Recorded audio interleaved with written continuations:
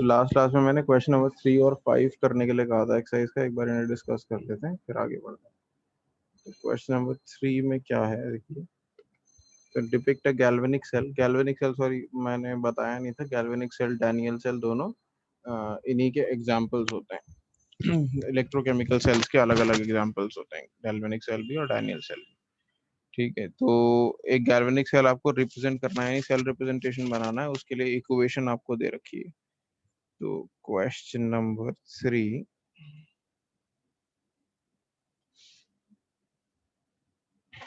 Equation दे रखी है zinc solid plus 2 silver ions aqueous gives zinc ions in aqueous state plus 2 silver atoms in solid।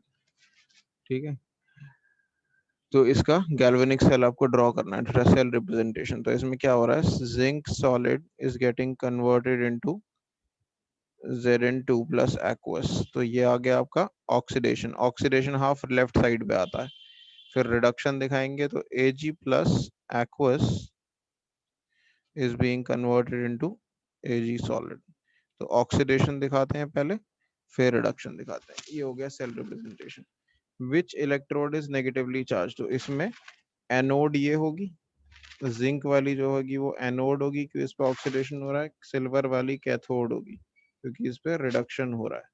ठीक है, तो negatively charge कौन सी होती है, एनोड नेगेटिवली चार्ज होती है। तो हम कहेंगे zinc electrode will be negatively charge, zinc electrode will be negatively charge.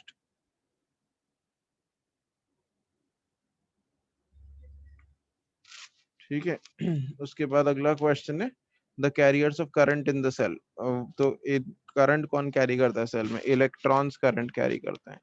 So electrons are the carriers of current in the cell.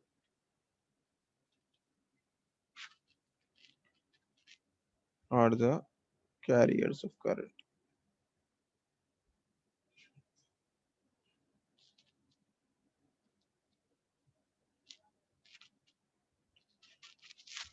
ठीक है, इसके बाद क्वेश्चन नंबर 5 दिया था मैंने और इसके रिमेनिंग पार्ट करने के लिए गए थे। फर्स्ट पार्ट तो आपने कर लिया था, तो मैं सारे पार्ट नहीं कराऊंगा, मैं जस्ट एक लास्ट वाला पार्ट आपको कराऊंगा।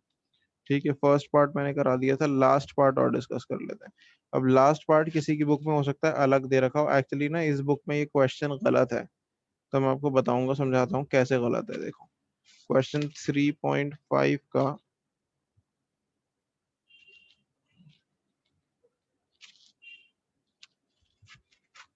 पार्ट 4,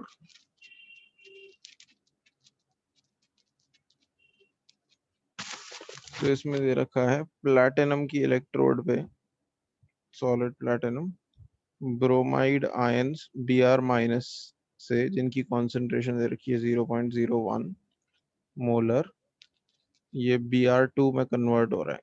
तो कोई बता सकता है ये ऑक्सीडेशन हो रहा है या रिडक्शन हो रहा है? Br माइनस से Br2 में अगर कन्वर्ट हो रहा है तो ये ऑक्सीडेशन है कि रिडक्शन है? लिक्विड। फिर यहाँ पे H प्लस आयन, इसकी कॉन्सेंट्रेशन है 0.03, ये कन्वर्ट हो रहा है H2 गैस में जिसका प्रेशर दे रखा है 1 बार, हालांकि प्रेशर से कुछ करना नहीं होता। और ये भी प्लैटिनम इलेक्ट्रोड पे होगा सॉलिड। तो ये सेल दे रखा है। तो लेफ्ट साइड पे हमेशा ऑक्सीडेशन दिया जाता है, तो ये ऑक्सीडेशन हाफ हो गया सेल का। ठीक है, ये ऑक्सीडेशन हाफ हो गया, लेफ्ट वाली साइड जो है this side is oxidation half, और यहाँ देखो भी Br माइनस Br2 में कन्वर्ट हो रहा है, यानी ऑक्सीडेशन स्टेट -1 से 0 हो रही है। अगर ऑक्सीडेशन स्टेट -1 से 0 हो रही है उसका मतलब ऑक्सीडेशन है, और यहाँ पे ऑक्सीडेशन स्टेट +1 से 0 हो रही है तो ये रिडक्शन है। तो अब पहले तो इसे इक्वेशन में कन्वर्ट कर लेते हैं ताकि इसकी वो बना सकें, हम नर्व्स इक्वेशन बना सकें। तो इसमें हो क्या रहा है, प्लैटिनम को इग्नोर करो दोनों साइड पे, प्लैटिनम क्योंकि रिएक्शन सरफेस प्रोवाइड करने के लिए होता है बस। ठीक है, इसका और कोई काम नहीं होता, just provide surface for reaction.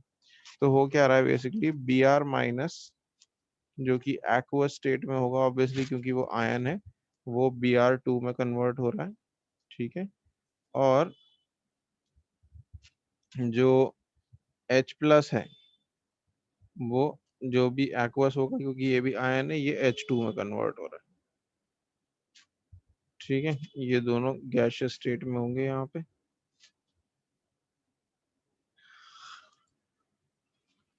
Sorry, Br2 liquid state में, Br माइनस गैसियस स्टेट में, Br2 लिक्विड स्टेट में। नाउ बैलेंस करेंगे इक्वेशन को, तो यहाँ पे भी 2 लग जाएगा, यहाँ पे भी 2 लग जाएगा। ठीक है, अब मैं इसकी नर्स्ट इक्वेशन अगर बनाऊंगा तो कैसे बनेगी?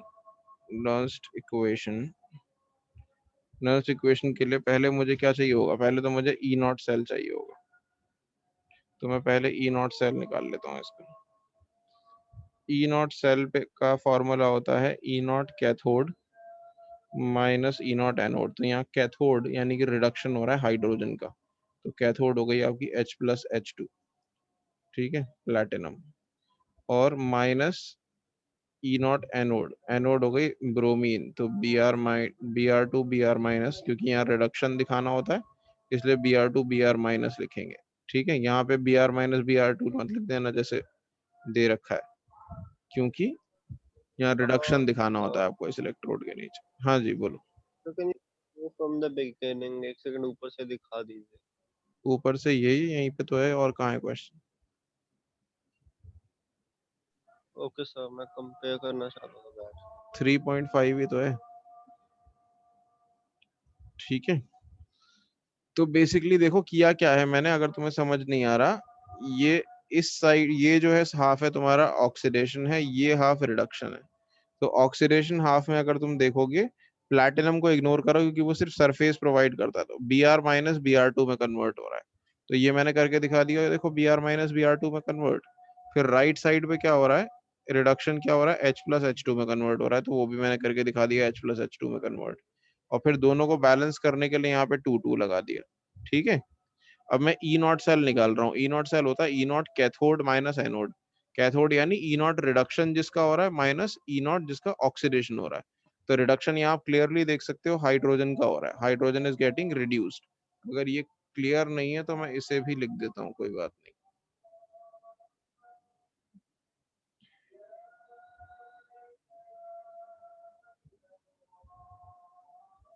तो let me right this down.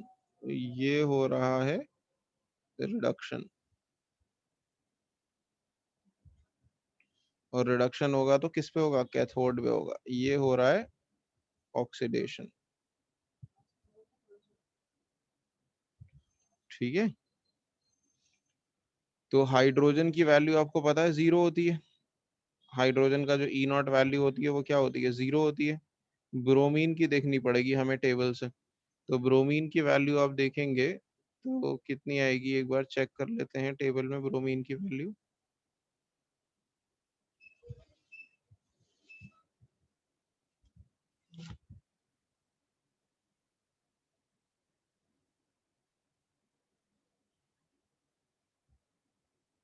ये देखिए, ये रहा ब्रोमीन, टेबल में देखेंगे आप तो ये रहा ब्रोमीन Br2, तो रिडक्शन होते हुए ये रहा रिडक्शन पोटेंशियल, ये वैल्यू 1.09 दे रखी है आपको।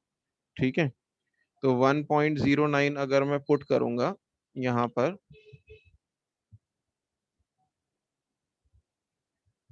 तो मेरा आंसर जो है वो नेगेटिव आ जाएगा। ई नॉट सेल की वैल्यू नेगेटिव में 1.09 आ जाएगी। ठीक है, तो हम यहीं पे कह सकते हैं कि this cell is not feasible, but still इसकी नर्स्ट इक्वेशन तो आपको लिख के दिखानी ही है। ठीक है, क्योंकि न क्वेश्चन ये है कि नर्स्ट इक्वेशन बताओ क्या है, तो नर्स्ट इक्वेशन हम तब भी लिख के दिखाएंगे, हालांकि ये सेल फीजिबल नहीं है अभी। यहाँ हमें ये चीज क्लियर हो चुकी है that this cell is not feasible, this will not work. Why? Because the reduction potential is negative. ठीक है,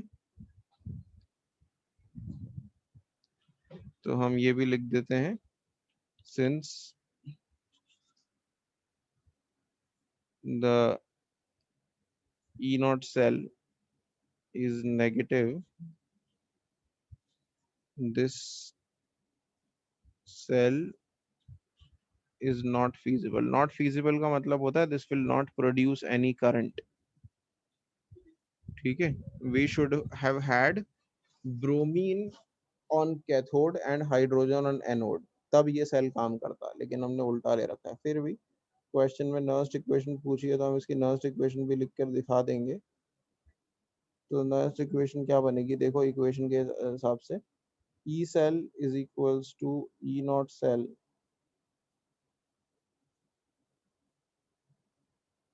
माइनस 0.059 अपॉन में एन लॉग, न्यूमरेटर में क्या आएगा कोई बता सकता है मुझे जल्दी से? न्यूमरेटर में प्रोडक्ट आते हैं, प्रोडक्ट। डिनोमिनेटर में रिएक्टेंट आते हैं। हाँ बोलो बोलो, कौन बोल रहा था?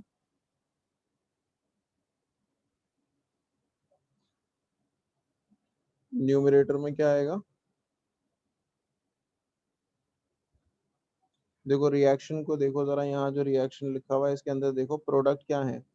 ब्रोमीन लिक्विड स्टेट में है, तो प्योर लिक्विड तो हम वैसे भी नहीं लिखते। हाइड्रोजन है गैसियस स्टेट में, तो वो हाइड्रोजन का पार्शियल प्रेशर यूज करना पड़ेगा, ये कॉन्सेंट्रेशन हमें दे नहीं रखी है, तो हाइड्रोजन को भी हम इग्नोर कर सकते हैं। तो बेसिकली न्यूमरेटर में हमें 1 लिखना पड़ेगा, because we do not have any concentration. एक लिक्विड है, एक गैस है। लिक्विड को तो वैसे ही नहीं लेते हम, प्योर लिक्विड्स और प्योर सॉलिड्स को, और हाइड्रोजन को भी नहीं लेंगे क्योंकि उसकी भी कॉन्सेंट्रेशन नहीं दे रखी है हमें, पार्शियल प्रेशर दे रखा है 1 बार। अब उसका क्या करेंगे हम, बाकी कॉन्सेंट्रेशन दे रखी है, एक पार्शियल प्रेशर तो ऐसे थोड़ी यूज कर सकते हैं कि एक का पार्शियल प्रेशर यूज कर लिया बाकी की कॉन्सेंट्रेशन। तो न्यूमरेटर में 1 आ जाएगा। डिनोमिनेटर में क्या आएगा? डिनोमिनेटर में क्या क्या चीजें हैं, बी आर माइनस है, ठीक है, और उसके 2 आयन है, तो बी आर माइनस की पावर 2,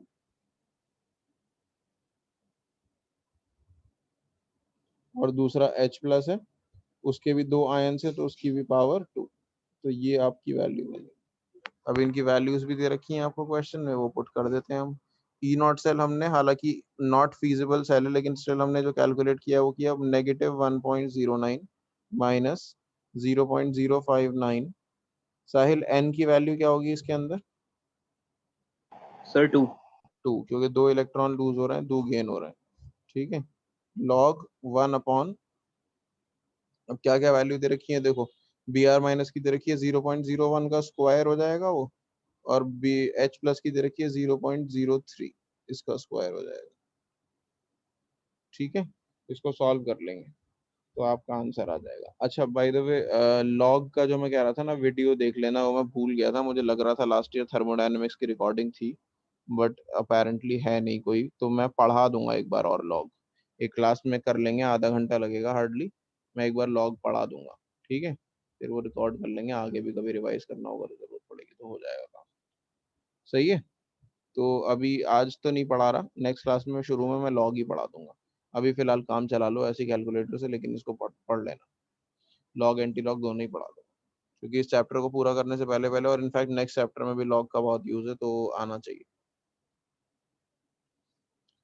ठीक है। तो ये कैलकुलेट होकर आपका जो भी आंसर आना है आ जाएगा, लेकिन आंसर नेगेटिव ही आएगा, तो हम स्टिल, वो बात अभी भी सच है कि this cell is not feasible, क्योंकि ई नॉट सेल अगर नेगेटिव आ गया तो ई सेल ऑटोमेटिकली नेगेटिव ही आएगा, ठीक है। तो आई होप यहाँ तक क्लियर है, आगे करें, किसी को कोई डाउट है इसमें?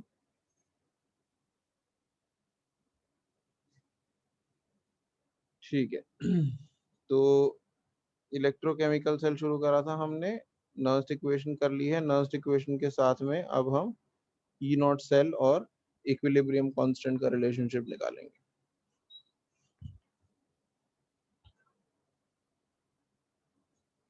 तो नेक्स्ट टॉपिक है स्टैंडर्ड सेल पोटेंशियल।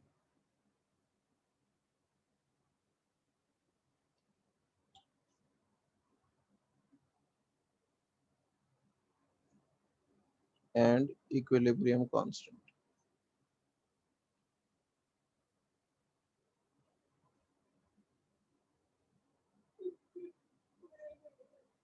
ठीक है।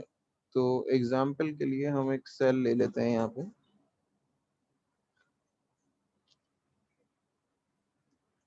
Consider galvanic cell, galvanic cell या डैनियल सेल, कुछ भी बोल लीजिए। जिंक वाला एग्जांपल ले लेते हैं, it becomes easy, standard example लेके चल रहे हैं हम। Zn और या फिर कॉपर सिल्वर का एग्जांपल ले लेते हैं। Copper solid reacts with silver ions in aqueous solution. Copper gets oxidized to Cu2 plus ions in aqueous solution, and silver gets reduced and deposited as solid silver metal. ठीक है, तो copper का oxidation हो रहा है, silver का reduction हो रहा है, बैलेंस करोगे तो सिल्वर पे 2 लगाना पड़ेगा।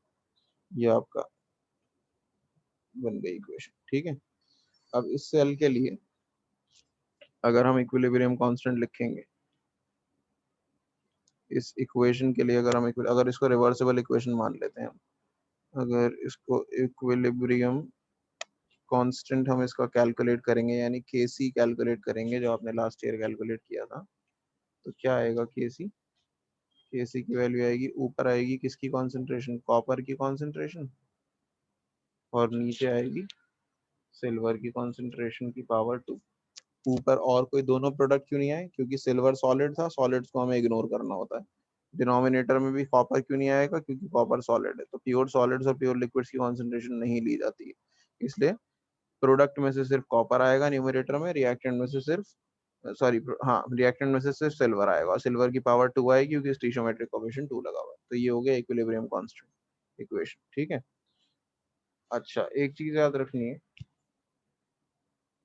और ये कब कैलकुलेट किया जाता है, एट इक्विलिब्रियम ही कैलकुलेट किया जाता है। तो इनफैक्ट हम यहाँ पे ना ये वर्ड लिखने की जगह इक्विलिब्रियम कांस्टेंट हम ये लिख देते हैं, एट इक्विलिब्रियम, जब रिएक्शन इक्विलिब्रियम अटेन कर लेगा उस टाइम पे के सी इसके बराबर होगा, एंड जो ई सेल होता है ना वो 0 होता है।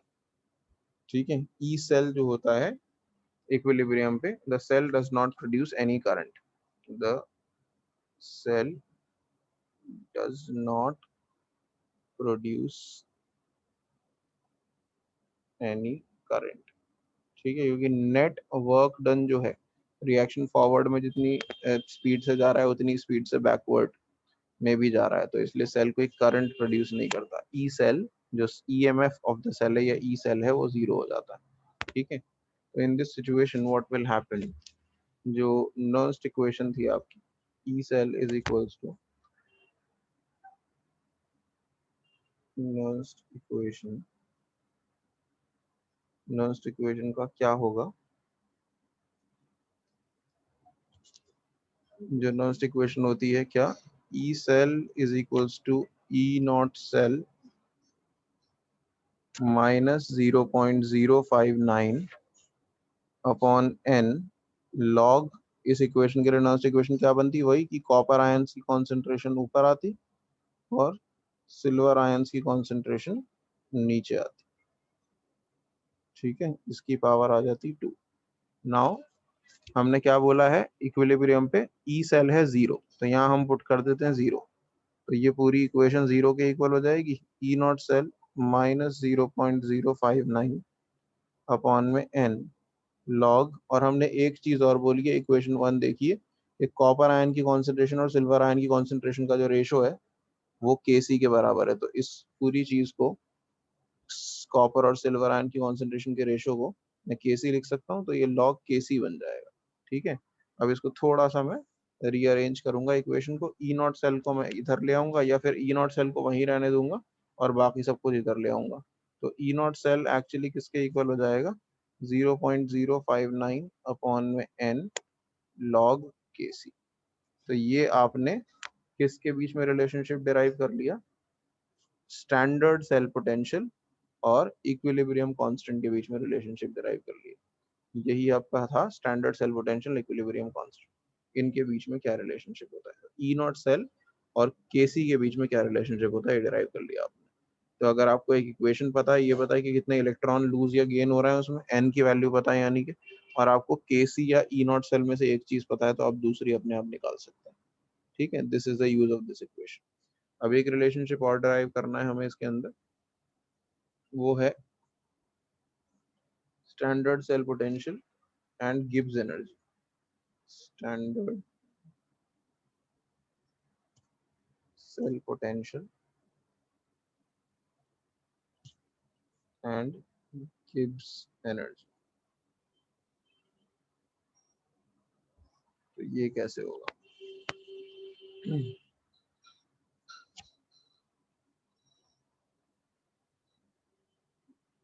अब देखो, गिब्स एनर्जी बेसिकली होती क्या है? Change in Gibbs energy, change in Gibbs energy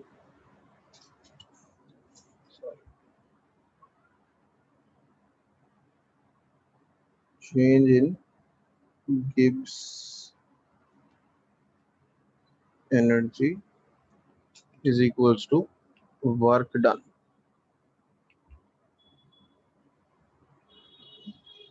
ठीक है, कैसे? गिब्स एनर्जी क्या होती थी, अगर मैं आपको याद दे रहा हूँ, जो आपने पढ़ा था 11th क्लास में, तो गिब्स एनर्जी होती थी energy that can be converted into work. वो किसी भी बॉडी में बहुत सारी एनर्जी होती है, वो एनर्जी जिसको वर्क में कन्वर्ट किया जा सकता है, उस एनर्जी को हम गिब्स एनर्जी बोलते हैं। ठीक है, तो गिब्स एनर्जी में जितना चेंज होगा वो वर्क डन के बराबर होगा, यानी डेल्टा जी नॉट जो है वो वर्क डन के बराबर होगा। और वर्क डन किसके बराबर होता है? इलेक्ट्रिकल वर्क डन जो होता है वो बेसिकली बराबर होता है electrical work is equals to किसके बराबर होता है? इलेक्ट्रिकल, या यहाँ नहीं लिखते, डायरेक्टली लिखते हैं इलेक्ट्रिसिटी कंपेयर के अंदर potential into charge, potential into charge. तो यहाँ पे, या चार्ज इनटू पोटेंशियल, कैसे भी लिख लो, मैं चार्ज इनटू पोटेंशियल लिखता हूँ, भी समझ में आ जाएगा क्यों लिख रहा हूँ आगे पीछे। तो यहाँ जो पोटेंशियल है वो तुम्हारा ई सेल है, जो पोटेंशियल है, यानी पोटेंशियल मतलब मैं ये कह रहा हूँ यहाँ, ये पोटेंशियल डिफरेंस की बात कर रहा हूँ, ठीक है। वी पोटेंशियल जो है वो किसके बराबर है? वो तुम्हारा ई सेल के बराबर है, ठीक है, सेल पोटेंशियल बेसिकली।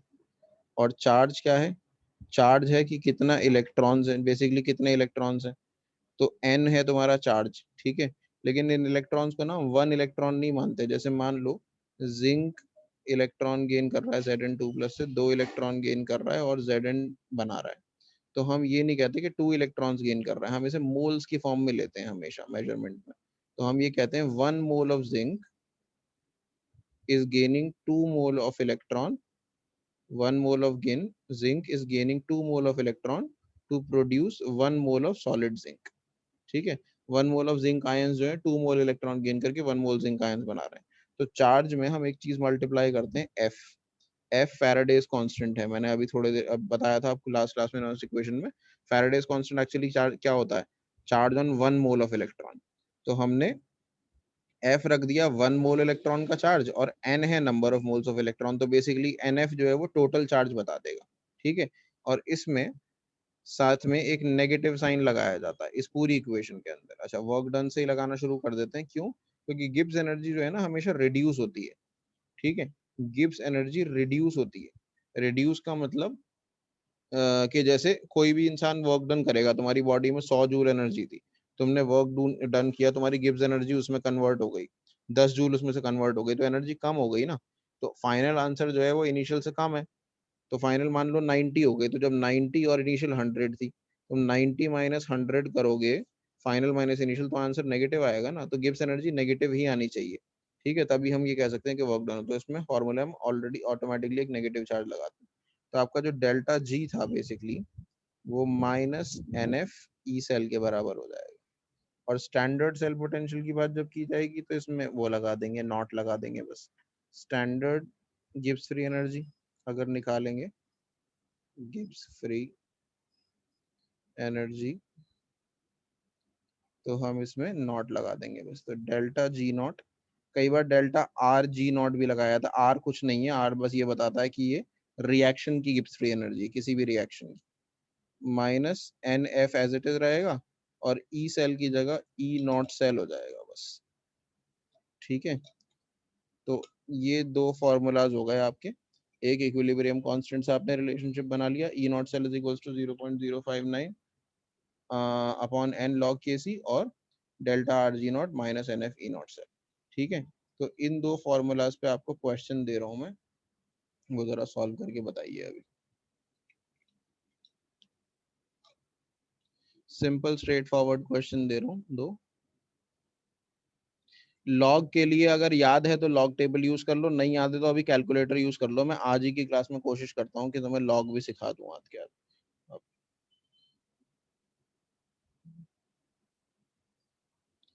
हाँ, ये क्वेश्चन सॉल्व कर लो। 3.6 खुद से सॉल्व करिए, मैं इसको बता नहीं रहा, पहले खुद ट्राई करो 5 मिनट, अगर नहीं आएगा समझ में तो I will tell you. 3.6 try करो, ठीक है? स्क्रीन पे दिखाई दे रहा है सबको प्रॉपरली?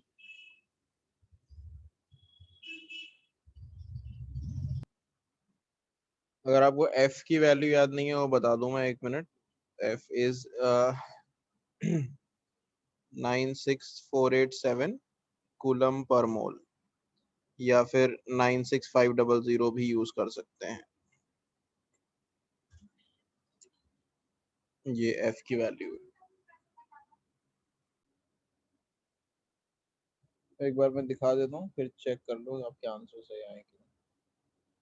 Index question 3.6।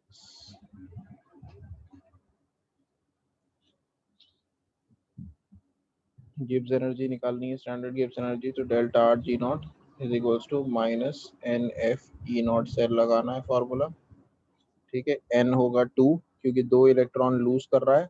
एफ ये क्या कहते हैं, आयोडीन, और 2 ही इलेक्ट्रॉन गेन कर रहा है सिल्वर, सिल्वर नहीं सॉरी आयरन।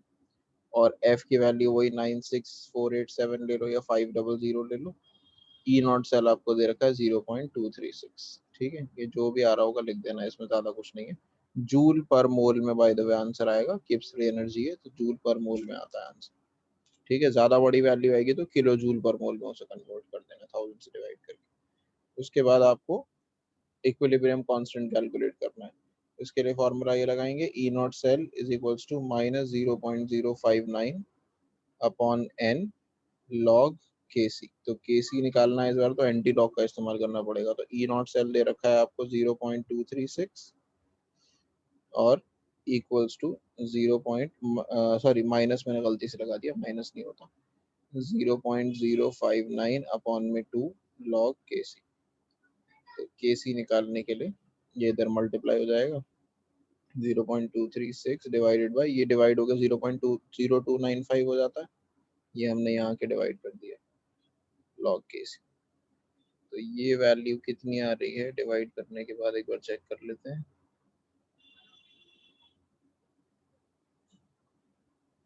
सर 8। कितनी आ रहा है? 8 एग्जैक्टली। 0.236 को डिवाइड करने के बाद 0.0295, हाँ 8 आ रहा है एग्जैक्टली, वेरी गुड। तो log के सी जो है वो 8 के इक्वल आ गया। अब ऐसे अगर नॉर्मल फिगर आ जाए ना विदाउट एनी डेसिमल, तो फिर तो एंटी लॉग निकालना कोई मुश्किल चीज है ही नहीं। तो मैं ऐसे ही बता देता हूँ तुम्हें इसका आंसर क्या होगा। देखो, के सी इज इक्वल्स टू हो जाएगा एंटी लॉग ऑफ 8।